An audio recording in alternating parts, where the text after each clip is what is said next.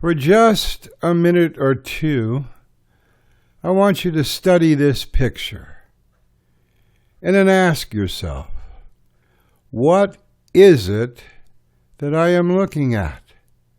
Well, most people, myself included, if I didn't know what to look for, but most people would tell you, I'm looking at a picture of a lovely woman, full of style and grace, humanity, kindness, love, all of that.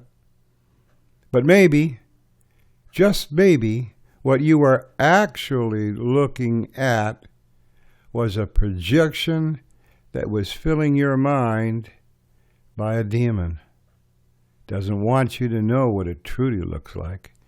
Doesn't want you to know what it's truly about, at least not in the beginning. So, first encounter, usually with a demon, is almost benign. It's almost a kind experience. And you're lulled into a position of false comfort. You have no clue that you are standing on the pinpoint of peril. And this entity, this demon, does not have your best interest at heart. What it wants to do is to possess you. It wants to devour you, to harvest you, to make you one of its own. But at first, it's going to appear to your gentle nature and reassure you that there's no harm here. And as it returns from visitation to visitation, it's going to be more abrupt, it's going to be more cruel, it's going to be more demanding. It's going to want from you, first and foremost, an invitation for it to enter into your world. Lovely and lethal, huh? That's what it is. Because unless you invite it into your world, it does not stand a prayer of possessing you. Has to be with you, has to be inside of you, has to be surrounding you in order for that to take place. And this demonic entity is going to lie to you. It's going to tell you everything it thinks you want to hear.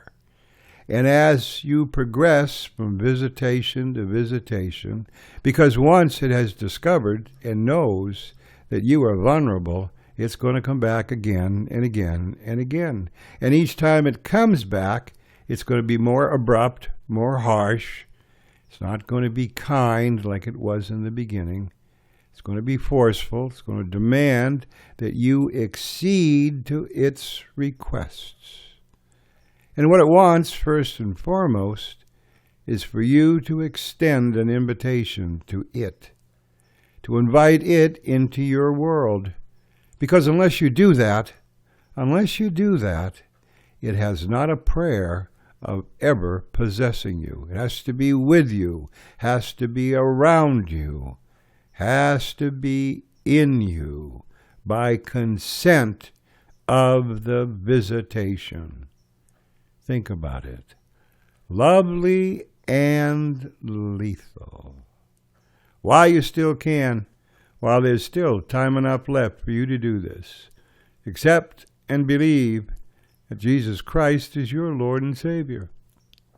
Become one of Jesus Christ's own while you still can. And don't put this off, because tomorrow is not guaranteed to anyone. Until next time, this is Stephen. Talk to you when the wind shifts.